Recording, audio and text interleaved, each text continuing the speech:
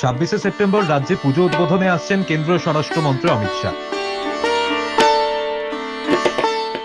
আমন্ত্রণ করে এসেছিলেন রাজ্যের বিরোধী দলনেতা শুভেন্দু অধিকারী।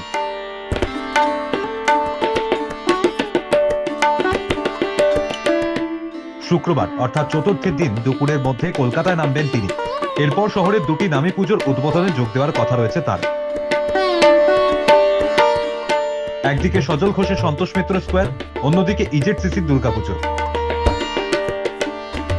সন্তোষ মিত্র স্কোয়ারের পুজো দীর্ঘদিন ধরেই পরিচিত বিজেপি নেতা সজল ঘোষের পুজো হিসেবে।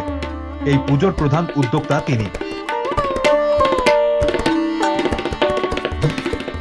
থিমের অভিনবত্বের জন্য প্রতি বছর চর্চায় থাকে এই মণ্ডপ। কখনো রাম মন্দির, কখনো লালকেল্লা, একের পর এক চমক দিয়েছে সজল ঘোষের পুজো।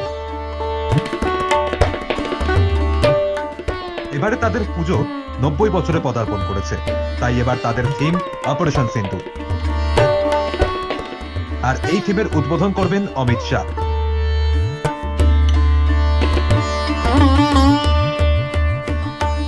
বিজেপি সূত্রে খবর, ওই দিন ইজেডসিসির পুজোতেও উদ্বোধনী মঞ্চে দেখা যাবে শাহকে। পশ্চিমবঙ্গ সাংস্কৃতিক মঞ্চ নামের এক সংগঠন এই পুজোর আয়োজন করেছে।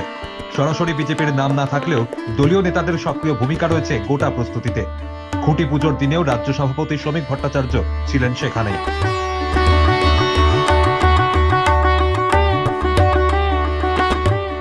উল্লেখ্য, ইজেডসিসির এই পুজো শুরু হয়েছিল মুকুল রায়ের হাত ধরে। তখন তিনি বিজেপিতে ছিলেন এবং তারই উদ্যোগে আয়োজনের সূচনা। দলের রাজ্য সভাপতি ছিলেন দিলীপ ঘোষ, তবে 2 বছরের বেশি টেকেনি এই উদ্যোগ। যদিও শাহের সূচি এখনো পুরোপুরি চূড়ান্ত হয়নি,